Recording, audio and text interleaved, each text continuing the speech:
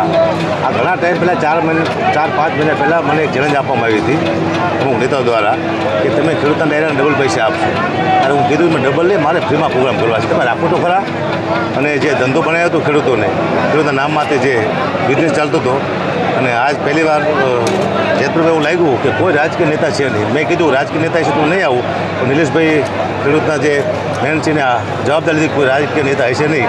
અને હું જીવીશ ત્યાં સુધી ખેડૂતોના પ્રોગ્રામ કરીશ. બોલ્યા પછી ફરતા નથી, કારણ કે હું મીડિયામાં બોલ્યો છું.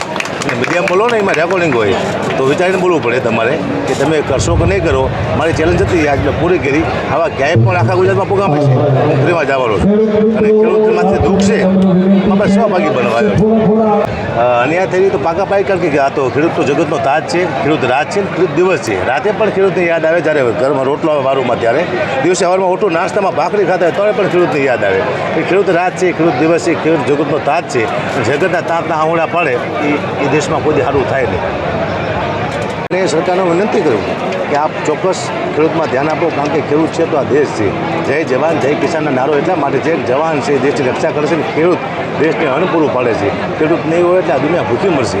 એટલે ખેડૂતને આંગળા પાડવા બરોબર છે નહીં. ચોક્કસ ન્યાય આપી સરકાર એવી વિનંતી કરું સરકાર.